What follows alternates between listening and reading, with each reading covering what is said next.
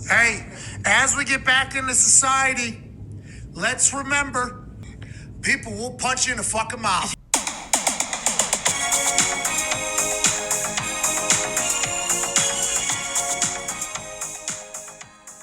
Welcome back to the Mad Mindset. I'm Drew Elder. I'm here with a Houston MMA veteran and Dana White Contender Series veteran, Kolton Englund.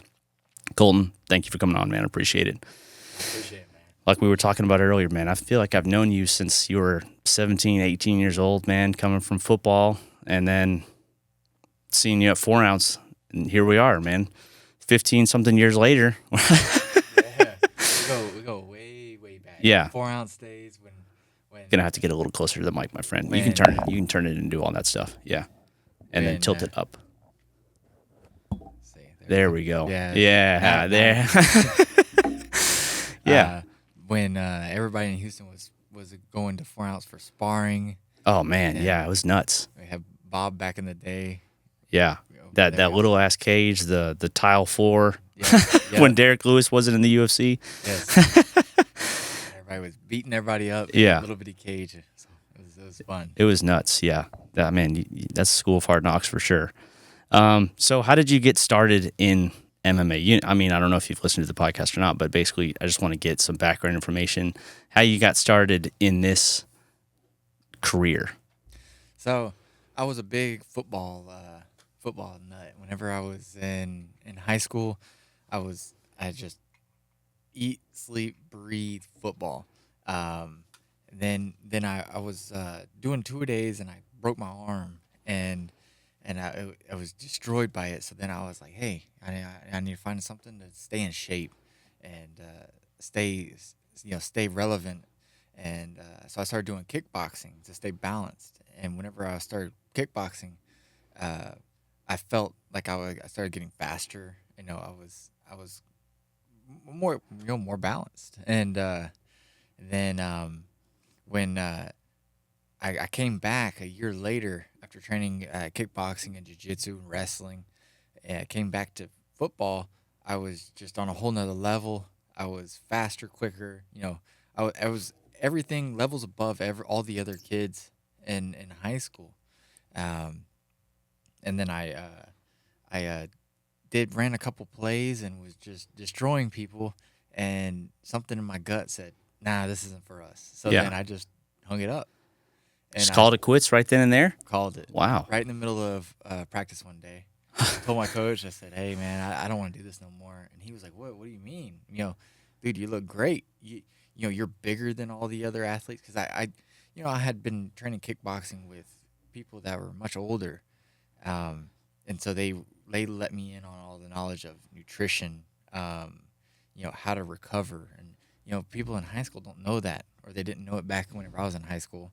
Yeah. And so I was recovering different, and I was doing everything differently. And I felt like I was on a different level, and I was heavier than all the other kids, the other running backs and outside linebackers. And then they were just like, man, why are you quitting? And I was like, man, I just don't want to do this no more. I want to do MMA. And they're like, MMA? What? Yeah, what? Yeah, exactly. Mm-hmm. So did you always know after you started, like this was kind of the goal to get to the UFC, to get to a point where you want to do this professionally, to do this at a very high level? Yeah, well, let's say whenever I started training MMA, I had no plans of fighting at all. Yeah. I just, like I said, I wanted to do it just to stay in shape. But whenever I started mixing it up with some people that actually did fight, I started getting addicted to it. And I was like, hey, man, I think I can hang with these guys. And then, I started training with the White Power Ranger, Jason Yeah. Frank. Rest in peace. And yes, and he was always motivating me, like, hey, bro, like you got it. You got what it takes. I think you can do this. So I was like, okay, cool. Let's give it a try. Yeah. And he's like, all right, we got a place where we can go and we're going to fight at a biker rally. And it's going to show me, what you're made of. A biker rally? Yeah. Yeah. It's going to show. I'm all alone here without headphones on, taking them off. It was loud for me. So, we'll go to this biker rally. it's no one's gonna know about it. Nobody's recording, and you're gonna see what you're made of. Get to fight somebody. And I was like, okay, cool. That sounds cool. I like that. I like that idea. And so we went over there. Me, myself, Hector, and Ramiro. Oh yeah. The brothers. Yeah. We were training hard together, and so it was at a biker rally in the middle of the sun, and they just put a cage in the middle of a random place. You have crazy people running around drunk, and Colin Contrell. This is before everything had started. yeah. And Colin Contrell was the referee. Oh. And this is how they decided who was going to fight who. They had a group of fighters that everybody wanted to compete. Among those fighters was me, Charlie Ontiveros, and a couple of other fighters that are now Nico. He was in the group. There's a bunch of other guys that are big now, and they said everybody had jackets on, and he says, okay, you and y'all look about the same size, so y'all two fight. Y'all two fight, and then so and so. And so they just matched up by just looking. Had no idea who was who. And I was like, wow, this is crazy. And my whole family was there to watch me, and went out there and just talk about nervous. Yeah. Oh yeah. Just incredibly, super nervous. I went out there and I finished the guy off in like a minute and a half, and I was like, man, this is me. This is what I'm supposed to do. yeah. That's awesome, man. Oh man. So I want you to take us through like a day in the life of Kolton Englund's like training camp. How does that look for you on a regular basis? So a normal day, as I have a fight coming up, it's a little bit different. But as of right now, we, I'm told I'm on the short list for the UFC. So we're staying in shape. We got to keep my weight lower than normal. I normally walk around at 200 pounds. Right now I'm about 179, 180. I can make weight on a couple of days' notice. So what I have to do to maintain that is a normal day. I'll wake up. I go downstairs. I'll make me a coffee. I'll jump in the ice bath. First thing in the morning. First thing in the morning, jump in the ice bath, 3 to 5 minutes, depending on how I feel. And I'm always trying to drag my wife, hi Annie, into the ice bath too, but she never wants to go. And why not? Porque tú no gustas? So she says it's cold. It's supposed to be. It's an ice bath. So I tell her, I'm like, hey, come on, let's go. It sets the mood for the day, You get out there and you did it, and everything is much easier after that. Do something hard for the day. Right. So we do it. If we do an ice bath, I eat. We go train. We go over to Bob's, and Bob runs us through whatever he's got for that day. 8 a.m. or 10 a.m. We're going to. There's a camera on right there. Attitude towards fighting. And all that being said, Diego Sanchez facing Clay Guida tonight. It's never an easy out. Don't ever step in front of camera. Somebody almost stepped in front of the camera. Yeah, that's now not listen, gonna Clay happen. Guida. at 10 a.m. At 10 a.m. we train with Bob, and then we'll sometimes hit pads with Bob before. We'll come home, relax a little bit. If it's a Monday, we're gonna go teach the kids over at Renzo Gracie Lake Houston. Then right after that, we go and we run our miles at Lifetime. We do cardio every single day, and then every other day is weights. So then, and then on Thursdays we have strength conditioning with Team Swole over with Alex. So it changes day to day. But we get done with our miles. We come back home, and depending on how our body feels, we'll jump in the ice bath again. I will, and then and then we get ready for the next day of training. It's normally about train 2 times a day, with a run or a bike in the middle.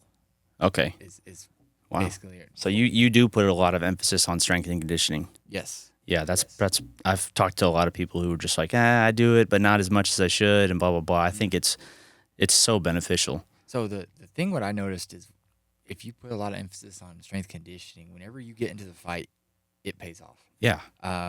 When we clinch up the first time and I grab you and you grab me, everybody's going 100%. And when I can crunch you, crunch you down on 100%, I'd normally break people right in that first 15 seconds. Yeah.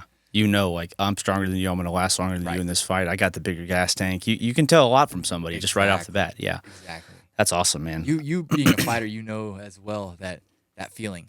Dude, that is a different feeling. Whenever you grab someone and like, oh, I fucked up. Like, this guy's been there, done that. He's done more than me. I hate feeling. I felt that like once or twice before, and I'm like, nah, I'm not doing that again.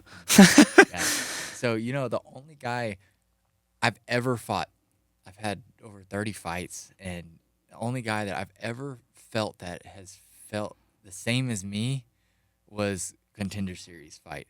Really? The guy was very strong. He was tall, too. He was tall, but incredibly strong. Yeah.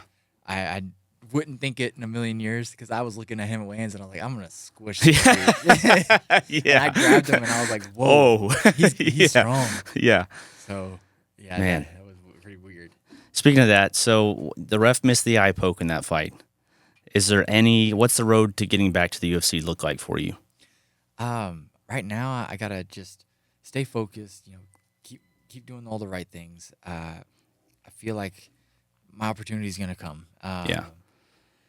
I have in the works of me fighting coming up, and then we have a good opponent. I'll be able to showcase my skills, and I think the UFC will like it. But if something falls off and it looks good for me, then hopefully I get the opportunity to go in there and get the show out. Yeah. It's been over a year. It's been a long time coming. Yeah. And I can't wait, When's the next fight? May 31st. Who's it for, Fury? No, it's not for Fury. It's kind of with a promotion, not being able to be said yet. Okay, at all the right. moment. Fair. but yes, I'm excited for what's to come.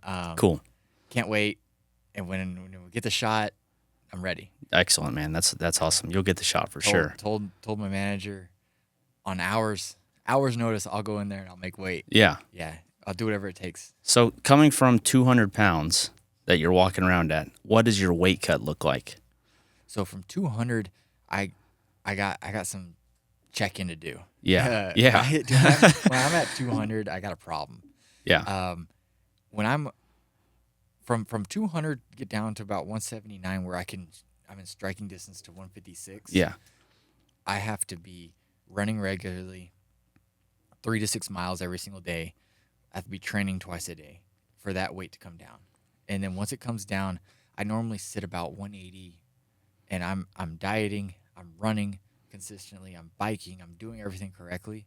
I'm going to sit at about 179, 180. And from there to make 156, I got to really start pulling back my calories, increasing my protein, and just kind of going to bed hungry. Yeah, that's the worst. The hardest part. Yeah. Go to bed hungry, and my weight normally starts dropping a pound or two a night. So what does your diet look like when you're like cutting like that? Are you just eating like chicken and greens and or just chicken, or what are the portions looking like? Like carnivore. Okay. All meat. I wake up in the morning.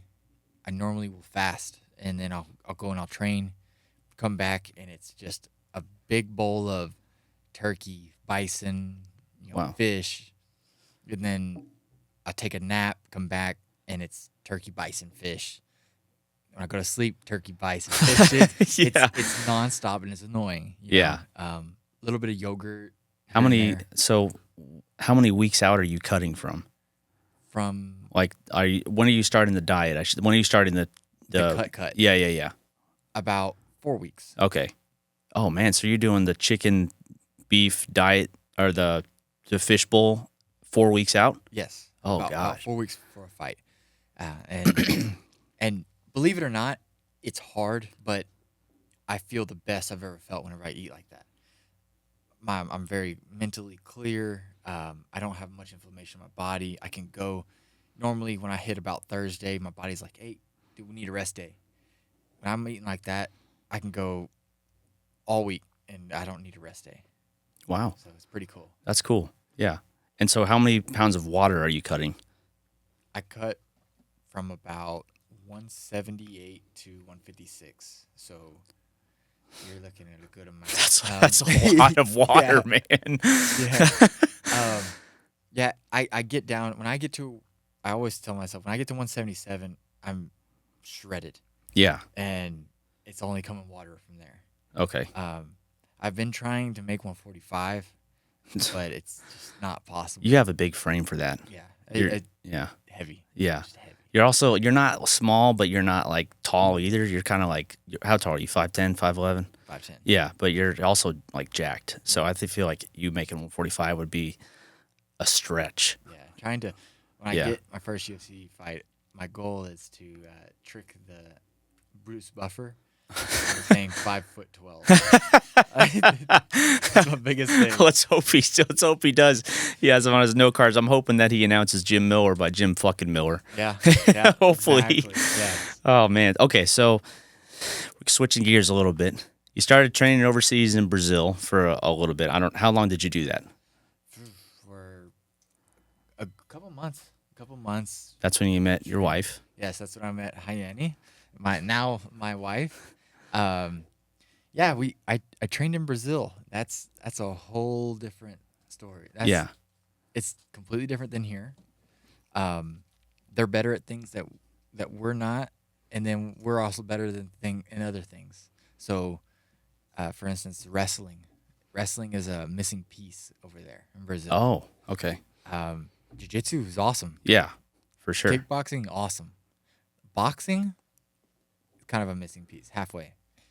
Now, of course, they're coming along. They're getting better and better. You know, they have high-level wrestling coaches there, but it's not the same.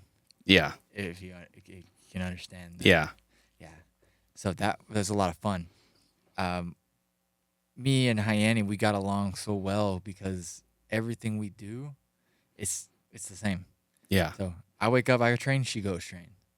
If I go eat, she goes to eat. You know, it's the same thing. She doesn't go and work somewhere else. Right. You know, if we're gonna go teach the kids, she's gonna come teach the kids with me. We're gonna go we do it all together. She's a second-degree black belt in jiu-jitsu and a current UFC fighter. So everything we eat, sleep, breathe, fighting now. Yeah.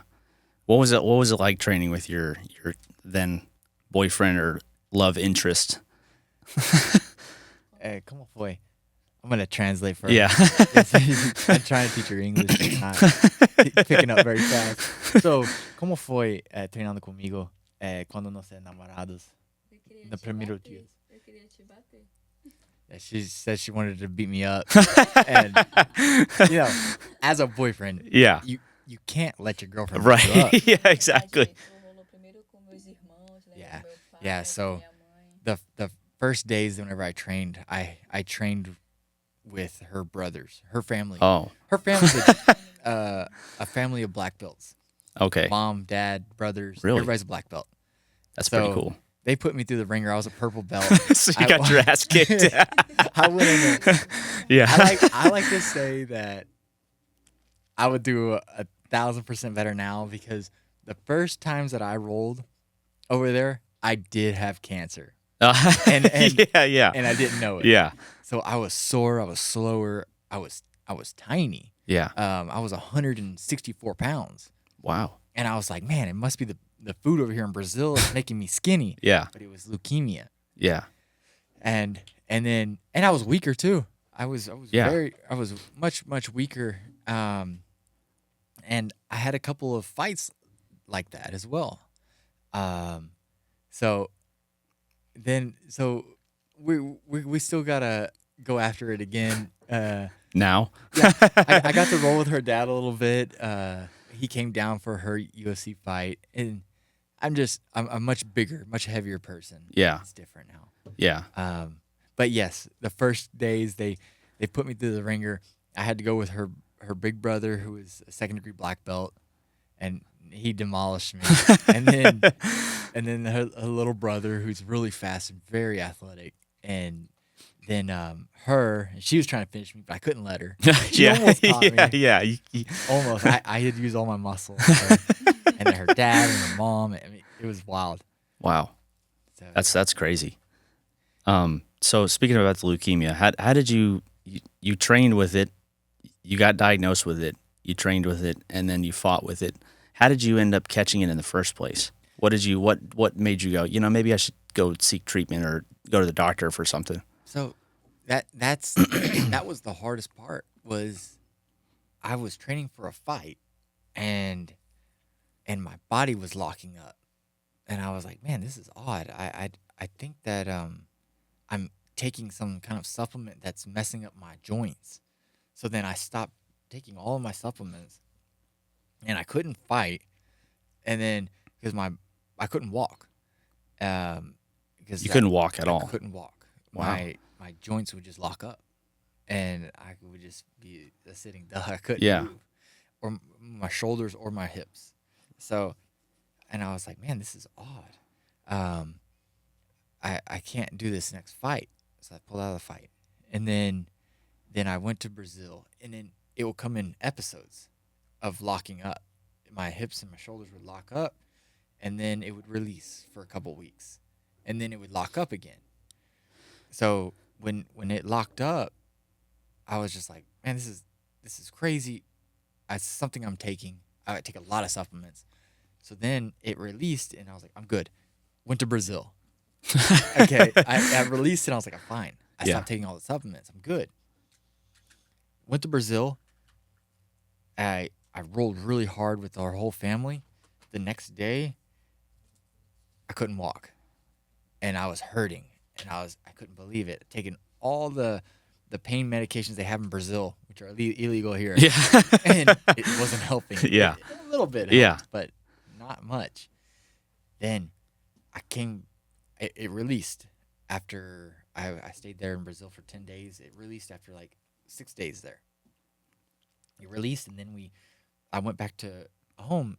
I was good, and I was like, okay, I got to fight for LFA against LaVille Simpson. And then, this fight's going to be on Dana White's Looking for a Fight. Dana's going to be able to watch you fight. And I was like, okay, great. Perfect. I was thinking, LaVille is an easy fight. It's just a show in front of Dana. And then the whole camp, man, I was just hurting. The whole camp. I felt like I was breathing through a straw running on a treadmill. I'd run for 2 minutes, lay on the treadmill, and I'd fall asleep for like 30 minutes. I was just exhausted. And I was like, man, this is not right.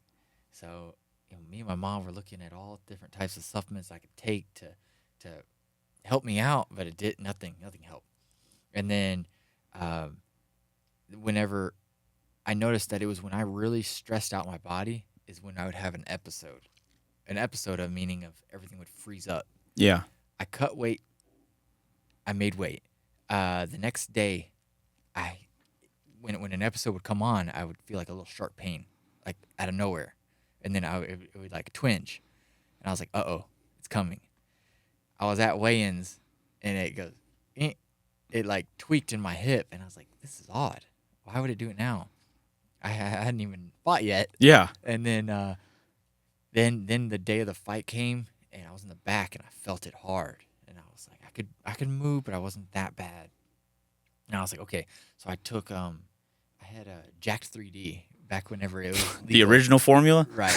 And I took 4 scoops of it, and I took an overdose of it. And I was like, I'm gonna, no matter how much this hurts, I gotta go out there, finish this guy in front of Dana, get my contract, and then figure out what the hell's going on afterwards. Yeah. I took a bunch of pre-workout, and I was like, I'm not even gonna be able to warm up. I'm just gonna go out there just nuts. And I took it, and it just amplified it.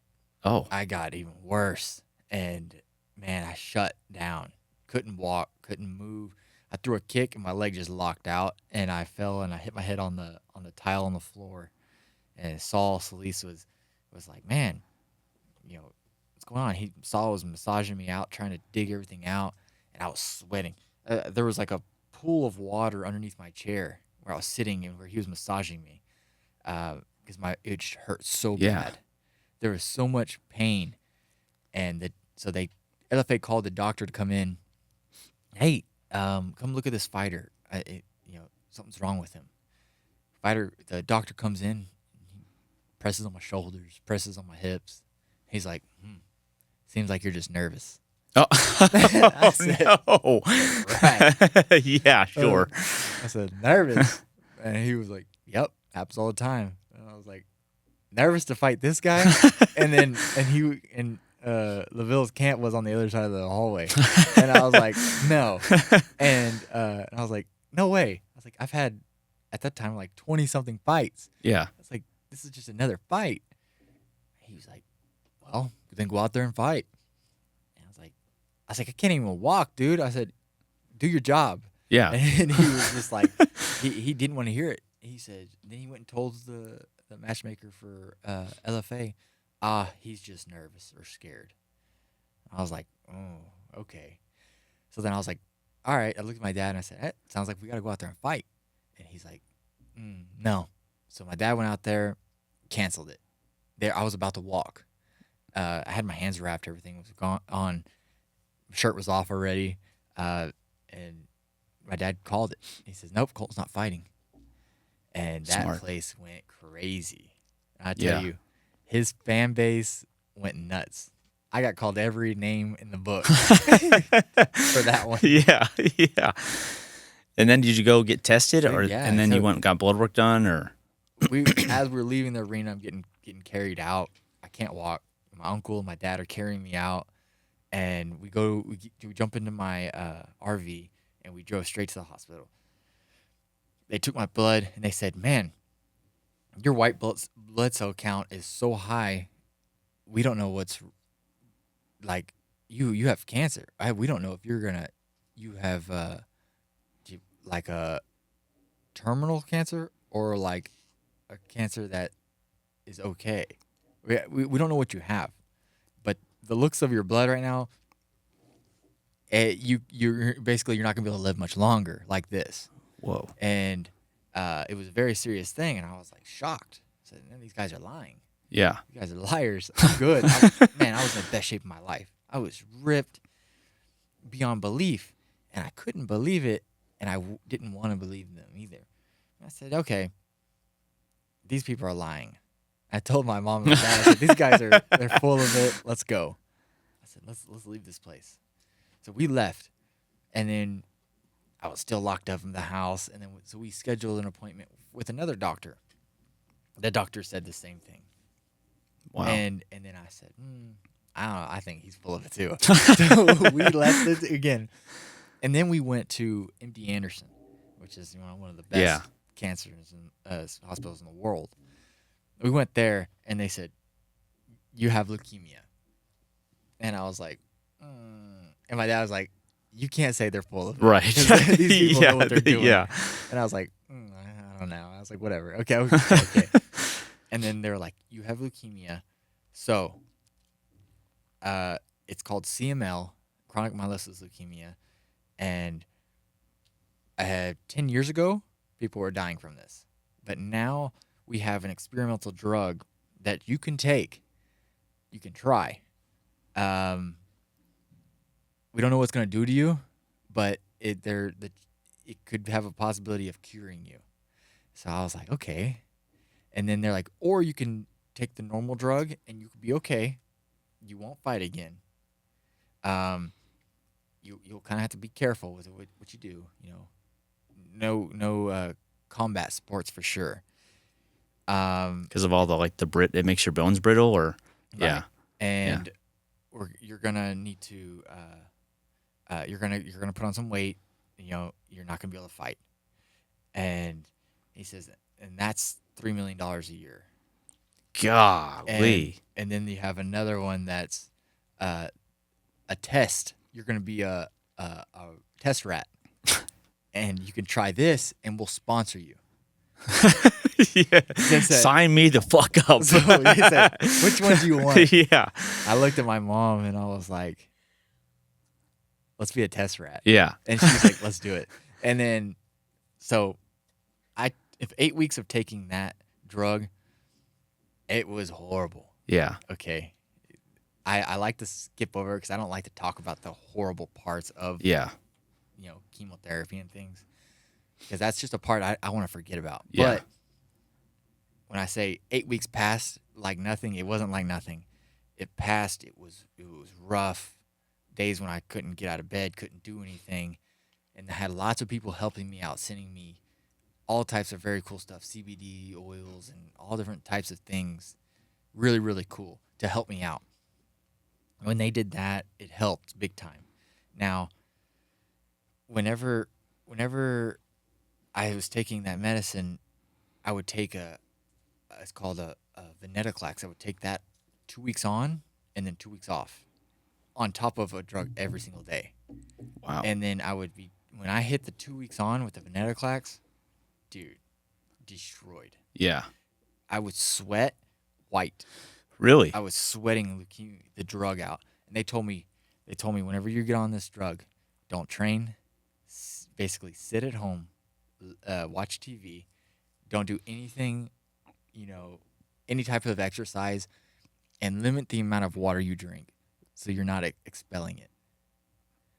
And I was in my head calculating, I'm going to drink 2 gallons I already know of water. where this is. Yeah. Yeah. I'm going to train as hard as I can. Yeah. I'm going to sit in the sauna for 2 hours a day. Okay, I'm doing everything to get this drug out of my system. As soon as I started taking it, that's exactly what I did. Running 6 miles in the sauna for 30 minutes a day.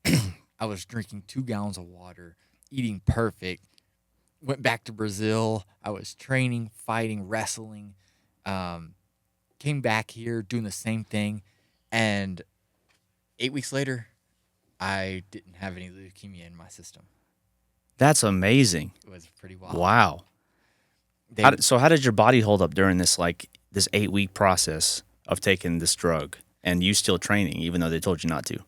It hurt. Yeah. But this drug made me feel, weak some days. Yeah. It would make me overheat. I trained with Saul Solis over at Metro Fight Club. So anybody that's training there knows how hot it is at his gym. Yeah. He has no AC, a little fan over here, and that's not doing anything. It's like Bob's gym, those 2 little windows. That's Right. it. Yeah. It's like Bob's gym times 2. Really? Was Saul's gym. Wow. Very hot. Yeah. In a metal building. So I would overheat, and I would be just cold. Yeah. In the middle of training. But I would, like I said, I would sweat white. I was sweating the drug out so fast, and then my body actually held up pretty well. I got stronger. I still got stronger. I lifted weights. I did everything, and it made the doctors furious. We told you not to do this, and Right. you did it anyway. 'Cause they're having Yeah. lots of money on me. Yeah. They're Yeah. I think these pills are we calculated it's up like $35,000 a pill Oh my God. that they're giving me. Bro, that's insane. And we had Wow. a stack of about 8 bottles of it. And so they lost it whenever I came into to do a checkup. They were going to do a bone marrow, and I had a black eye, and I sat down, and they were like, "What are you doing?" I fell. Yeah. Yeah. I said exactly. I told them. I said I was cleaning the kitchen. And I hit the mop. I hit my head on the mop, and they were like, and they just looked at me, and they're like, "Liar!" And I had scrape marks all over my arms. And stuff. Yeah. Those little spot bruises from jiu-jitsu. Yeah. The Velcro from the gloves. Yeah. Scraping, Yeah. and my neck. And, so they were like, "This kid's a liar." And then I was like, "I'm training." Yeah. And they're like, "Well, we told you not to." And I was like, "Well, you want me to get fat, dude?" Yeah. I was like, "What?" I was like, "I don't. Hey, I'm bored." Yeah. And he's like, "All right, well, as long as you're taking your medicine, let's see how this, works with you." And remind you that none of these doctors had even heard about MMA. Yeah. They I don't know what planet they live on. Yeah. But Was they it? had never even heard of MMA. Man, Extremely intelligent people, but just aren't in that just circle. living under a rock. Right. Yeah. Right. And they did a bone marrow. I was clean. I didn't have any more leukemia in my system. The doctors become fans of MMA. They watch me. They're That's crazy awesome. for it. Yeah, that is awesome. So you went there. You went to Brazil training with leukemia. Did she know? She knew. Well, Yes. how did you feel about this? Como se sente sobre ter leukemia? Eu fiquei muito triste. That she Muito triste. Foi assim um choque, né? Que tu tava bem, de repente tu ficou mal. Aí tu teve que voltar pro país. So she was very sad, and it was a shock. I had to go back to Texas without her, and then, and it was just she didn't know what to do. She couldn't do anything, Yeah. and to be a Brazilian to come into to Texas, come into the United States is difficult. It's Yeah. not as easy as everybody thinks it is. Legally, Yeah. it's easy. I mean, it's very hard. So she can only stay for a certain amount of time, and then so she could stay for 2 or 3 months, and then have to leave, and then Yeah. like that. But then I got a tattoo of the leukemia ribbon on my side, and then she got the same tattoo on her arm right here, and then so we were kind of we were pretty connected, Yeah. So it was really good, and then I had her always talking, because there were days when you just didn't feel good, Yeah. and then she'd pump me up, and then I'd get back to it. That's awesome. That's what you want in a partner. That's Right. that's great, man. Man, that is a lot to process. Yeah. Because I remember reading about that on Facebook. Like I saw something on your Facebook about you've got leukemia, and I was like, holy shit, man, that's fucking crazy. And then I didn't realize all the extra shit that you were doing on top. And the next thing I know, it was like, I don't have it anymore. I'm good. But I didn't realize like 8 weeks was just nose to the grindstone, hardcore medication, this, that, and the other thing. So how did that shape like your mental fortitude for now that you're in remission? How did that shape your mental toughness? Man, if I can do it taking chemotherapy, I can do it without. Right. Yeah. Yeah. That's how it shaped it. Yeah. Everything I do now it feels much easier. I go run 6 miles. It's easy to me. Yeah. I feel like I'm breathing out of my mouth instead of a straw. Yeah. Put it that way. It's like putting on an elevation mask and running 6 miles and getting used to that for 8 weeks. And then you go and you have to run 6 miles without it. You're gonna fly. Yeah. You feel great. So that's how it did with everything: wrestling, jiu-jitsu, kickboxing, boxing. I feel everything is much easier now. And there was I had to gut through a bunch of trainings and gut through just getting out of bed. Yeah. And you learn just to, whenever you're sore, it could be worse. Yeah. You're just yeah. like, Yeah. you're like, oh man, I'm sore. I'm not gonna train. That was my today." next question. That was we were about to jump right into that. Yeah. Right. When I'm sore, no big deal. I've been in way worse. Yeah. You hear guys like, I don't feel well today, Yeah. and then it's like, Don't be a no, yeah, yeah, this guy did it with fucking cancer. I think I Exactly. can go make it. sissy. Right. And I had a funny. I was in at Fortis MMA with under Coach Safe, and I had cancer. And if you know anything about Fortis MMA, Yeah. it's a room full of savages. Yeah. Matt Chanel said it's like fighting in a hallway. Oh, Yeah. savages. Yeah. I'm telling you, and everybody in there is very good. And they were beating me to a pulp while I had cancer, and I was like, man. And so Did they Coach- know? At the time, no. Okay. But then they found out later, and a couple of them felt bad. Yeah. But then they were also, you can't feel bad, man. You didn't know. Yeah. But then Coach Safe, he brings the team in and he says, guys, I don't want to hear anybody complain anymore. And I was kind of roundabout what he says, Probably a And- few F words thrown yeah, in there. of course. And then and he says, Colton has cancer, and he never complained once. He's like, I don't want to hear any complaining from anybody anymore. Basically us like that, or I don't want to hear any excuses, and which it makes me feel good, But I didn't know I had it, and I just thought that's just how I'm supposed to feel. Yeah. Yeah, you go through all these rigorous trainings. You're like, I'm supposed to be sore. I'm supposed to feel like shit some days. Whatever. Did your family know? How did they feel whenever they got the news and they were beating the shit out of them in Brazil? Como sua family sente quando eles me batem quando teve câncer? Triste, né? Que você tinha isso.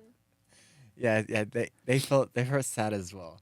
They didn't know I had it. Yeah. They were welcoming a new gringo to Yeah. to the family. So Yeah. they were welcoming me, and you know how it is. It's jungle mentality with when you start Kill or entering be into- killed type Right. stuff. Yeah.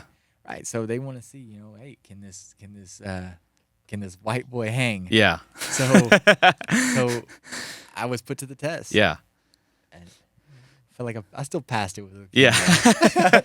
That probably gives you more of a positive, like, he instead of moving up 1 point, you move up 20 points or whatever, Right. just for that. Okay. So you're both are black belts in jiu-jitsu. You said when you went over there, you were a purple belt. Right. And when you came back, you were still purple belt and training. How did you manage to fit in the training for gi jiu-jitsu? Because obviously you're not a 10th planet guy, so you do gi jiu-jitsu as well. Right. How do you fit in gi, no gi, MMA, strength and conditioning, traveling to Brazil? What's your time management? How does that work? So I used going to Brazil as a part of my training camp. So if Okay. I knew that I was going to fight here in about 3 months, we would plan it, and I'd go to Brazil, and then it would be like a kickoff to. And they train lots of gi jiu-jitsu and lots of no gi jiu-jitsu there. I use it as a kickoff, and we started training. We trained hard there for the first 3 or 4 weeks, and then I would come back, and I would have 8 weeks, and I would be revved up. Yeah. They have a different role in Brazil than they have here in America. In Brazil, it's more finesse role. In America, it's like brute strength. I'm trying to kill you, squeeze the air out of you. I thought Roll. it would be the exact opposite. It's not. I heard Brazilians are pretty hard knocks when it comes to jiu-jitsu. They are, Yeah. but it depends on who you're rolling with. Yeah. Everybody that we rolled with, they were all black belts. So they were high level black belts, fought in UFC, and they don't use strength for that way. Yeah. Their technique is flawless. Now here in America, you're gonna get a white belt, blue belt, purple belt. They're gonna try to squeeze you to Yeah. death. In Brazil, they don't. They save their energy, and then they go when they need to go. Yeah. Uh, That's amazing. So then I would train here, and then I do my strength and conditioning and everything here. Then the first part was what you asked about, how was I forgot the first part of it. You asked- Oh, sorry. Yeah, just how do you manage your time? Just here at the States, because you said you use the Brazil as kind of like a kickstart, and then when you come here, you're just training full time. So what does your time management look like? We just train, man. When you feel good, train. When you don't, you don't feel yeah. good, don't train. That's the moral story on that one. That's hey, gotta listen to your body sometimes. Yeah. Yeah. So I want to talk a little bit about to you, if that's okay. Okay. So growing up in Brazil, how did you get involved in MMA?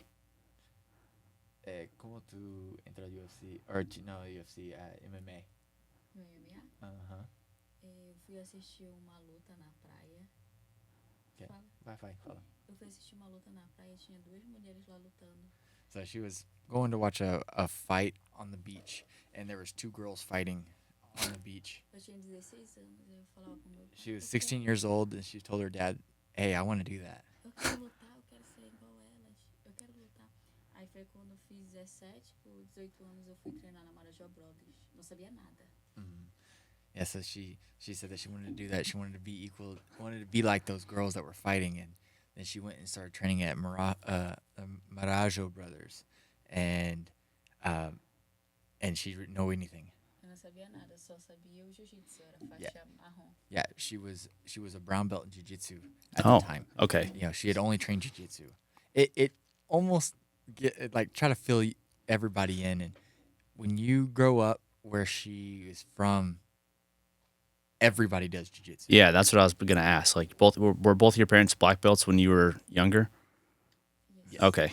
Oh yeah, so you kind of you've grown up around jiu-jitsu, but then MMA was kind of, I guess, a new scene because of the beach fighting. Right. Rayanne's been doing jiu-jitsu since she could walk. Really? Wow, that's amazing. So that's awesome. in Belém is where she's from, the top of Brazil. There's not much to do there but train jiu-jitsu. Yeah. It's a fight capital of Brazil. Everybody trains. Everyone's a black belt there.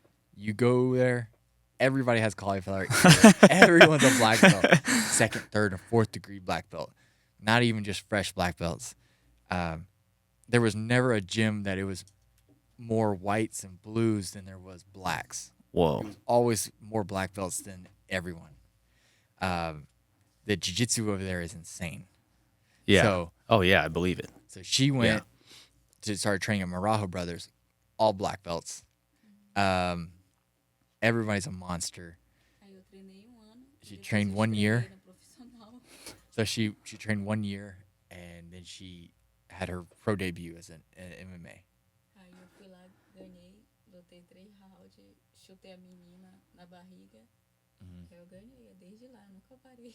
Tu pagou ela na barriga? So she had her pro debut and kicked the girl in the stomach and finished her. Yeah. So, Aí desde lá eu nunca parei. Eu sempre treinava jiu-jitsu, só que eu não tava focada muito no MMA. Eu tava treinando jiu-jitsu, que eu lutei na Califórnia, fui vice, lutei em Boston. says ever since then she never stopped training MMA. She always competed in jiu-jitsu. She has hundreds and hundreds of jiu-jitsu competitions all over the place.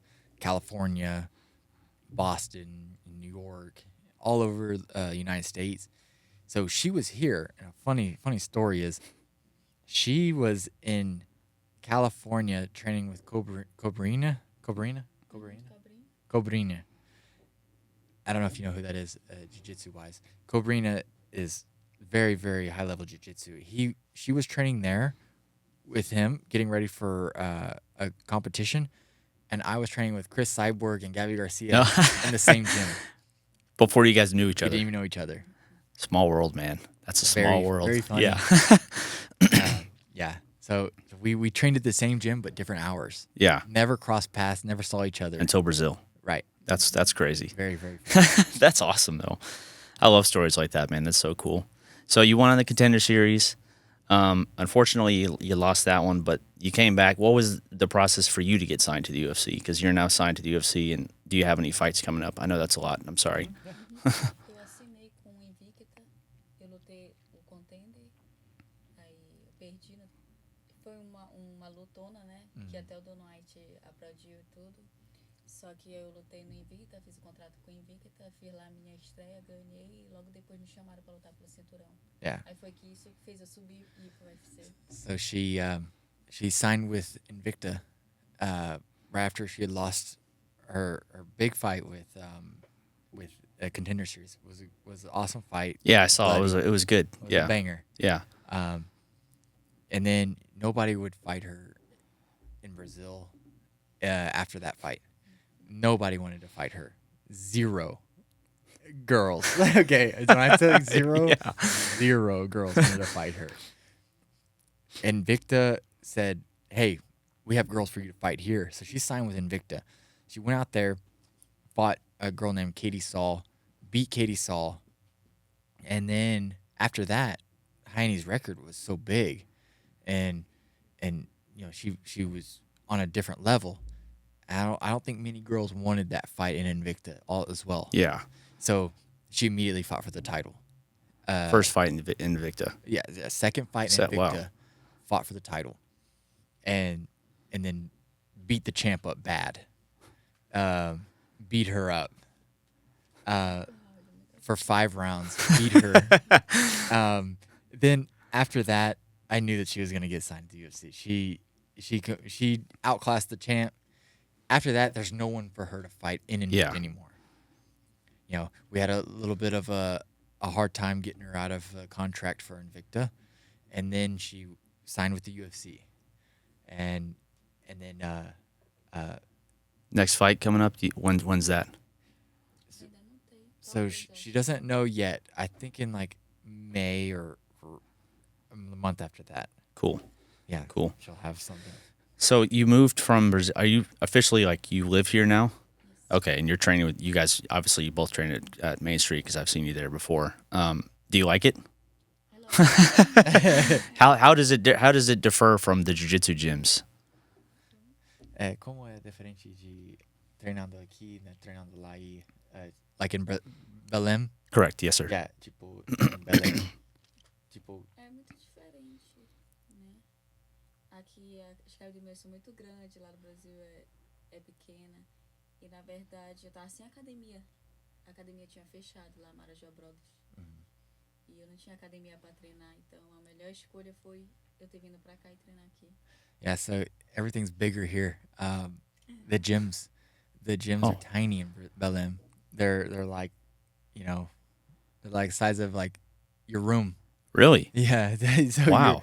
You're training with like 20 dudes in there, and people Zero are mat sitting on the side. space. People are sitting on the side watching you train. You're falling into people all the time.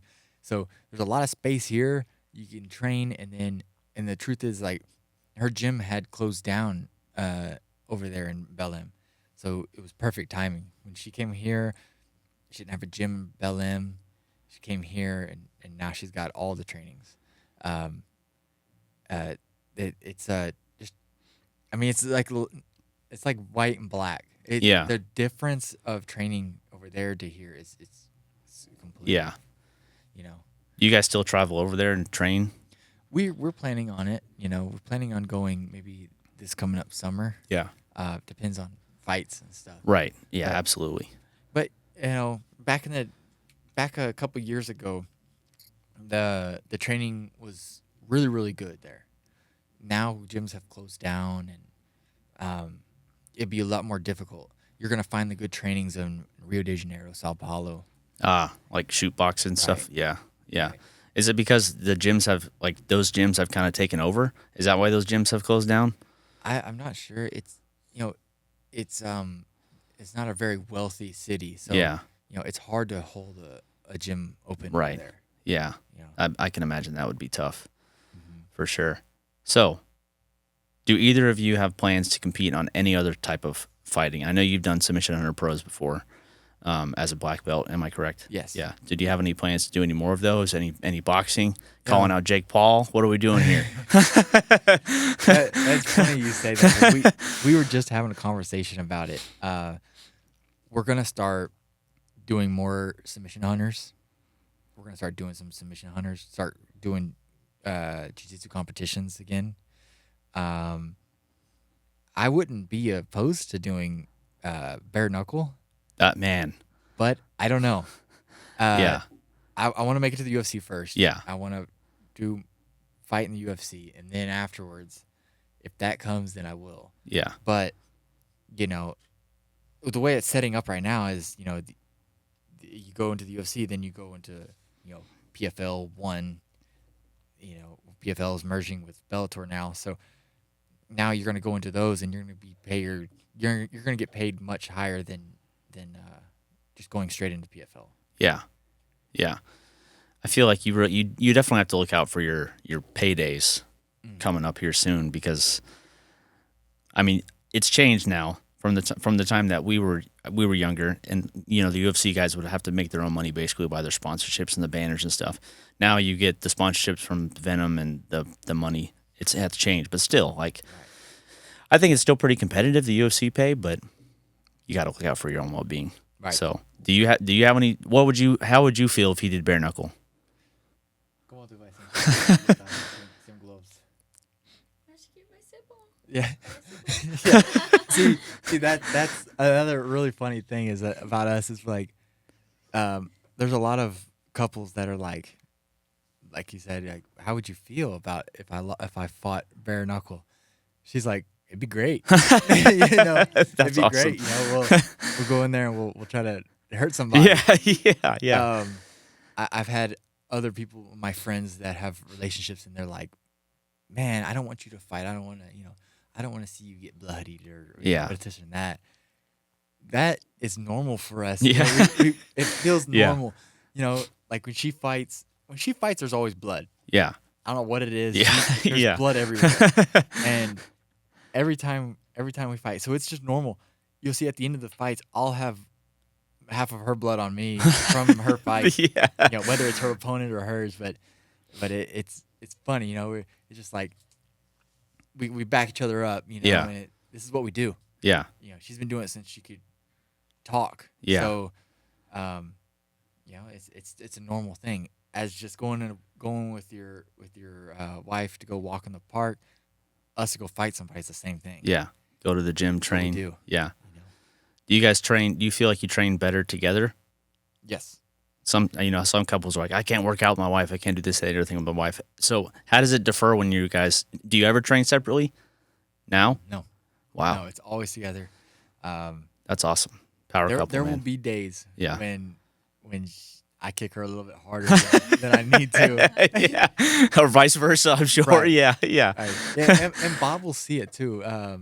Bob will laugh a lot of the time because she's doing something that's irritating me that day. It's just irritating. And we get to the training, we put the gloves on. And then, I get to lay one in. Yeah. And then I hit her, and I immediately feel bad. Yeah. After I hit her Like, in the nose. I feel good, but then bad. And I'm like, okay, I'm sorry. And then she's like, okay, yeah, you're sorry. She's like, and I know it's coming. Yeah. She's like, okay. She's like, so we're doing like 1-for-1 at Bob's.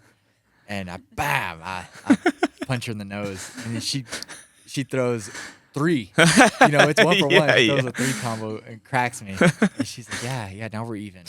But it can't be even after that. Yeah. So it just gets I have to hit her escalated. harder. Yeah. So that's what it becomes a lot of that. And that's why we can't train together in Yeah. a training session. You're in the same room, just not partnered up. Right. Yeah. Yeah, because Yeah. it will be we're extremely competitive. Yeah. And I have to win. Yeah. And she tries to win. Yeah. So it's the same thing when we're in my room, you know, say we're about to go to sleep. You know, I kick her pillow off the bed. She tries to kick mine off. So I'm gonna kick her off the bed. So and then we start fighting. Yeah. And she'll legit try to put me to sleep, but and there's no tapping. Yeah.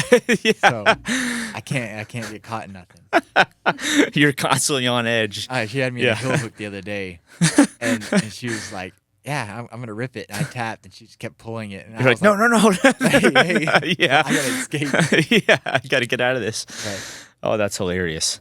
Man, that's so funny. I was not expecting that. Oh, okay. So do either of you have plans for after fighting? After fighting ends. How old is your wife? She's 28. Okay, so you're both still fairly young. You're 30, she's 28. She's in the UFC. You're going to get there soon. Do you have plans for afterwards? Yeah, we definitely want to open up a gym. We want to build our own line of fighters as well. You know, whenever I was coming up with Saul taught me how to run a gym, how to have a group of fighters and how to basically groom them for the pros. Yeah. And I'm excited to one day be able to do that. We want to have our own jiu-jitsu program, and I want to have my little group of fighters. Yeah. That's a good plan, man. I mean, Saul Solis was a great coach, instructor, gym owner. Everyone loved him. Mm-hmm. You know, so that's awesome that you got to learn from him. And she's going to be there with you doing that as well. So that's great. Because Rayanne actually ran a jiu-jitsu gym in Belém as well. Okay, so a she's little bit kind of of got a little experience in that aspect too. Right. That's good. And plus, learning from a high level jiu-jitsu person, if you're new in the game, you always try to I need to go to someone who knows what they're doing, who's experienced, and that's why people go to Travis Tooks all the time, because he's Right. fantastic jiu-jitsu, like one of the best. Right. There's so many guys that go over there just to be like, I just want to train with Travis Took for X amount of time. Right. Well, do either of you have any call-outs, shout-outs, anything you want to say? The mic is yours. Go for it. Tu teve alguma coisa que tu quer falar, tipo, quem tu quer lutar, or Patricia? Any trash talk for the next UFC fight? Anything tu quer falar? Yeah, we got a lot of we call it jiu-jitsu drama. we have jiu-jitsu drama. There's a lot of things that we can't say. Yeah, it's very interesting. I would love to. That's what we're talking about now. Okay. We would love to talk about it. And you would relate on a lot of these things. But at this moment, she doesn't want to call anybody out yet until she wins in the UFC. When she wins in the UFC, then she's gonna start making some noise and start really making a list. When I get in the UFC, I gotta get there. Once I get there, then I'm gonna start. I have a list already written up. Yeah. I wrote up a list of who I want to fight. And you'll hear that as I make my UFC debut. You'll hear a list of people that I want to fight, and I don't think many of you are gonna like me after I call this list out. Oh, well. It'll be cool. That's It'll be man. fun. Yeah, that's great. I'm looking forward to each of your successes, man. It's been incredible having you on. I appreciate the stories, that motivation, the leukemia story, man. So motivational for sure. And thank you for bringing your wife on, man. That was great. In the back of my head, I was like, I wonder if he's going to bring Rayanne on here. And I was like, maybe I should have formulated some questions, but I'm like, I'll just, it'll be all right. So thank you for coming on as well. I appreciate you getting out of your comfort zone a little to join your husband here on the Mat Mindset. So you can catch Kolton back in action May 31st. Yes. Somewhere. You'll know soon. Yeah, you'll know soon enough. But I'm Drew Elder. This has been the Mat Mindset. Thank you guys for joining me. I hope everyone has a great day. Yeah, thank you, bro. No problem, man. No problem. My pleasure. This what the city been wanting. I know y'all patiently waiting. I do this shit in my sleep, so I had to get back to basics. Got the city tuned in, cause they know I'm going for greatness. They know I'm holding the crown, and ain't no one coming to take it.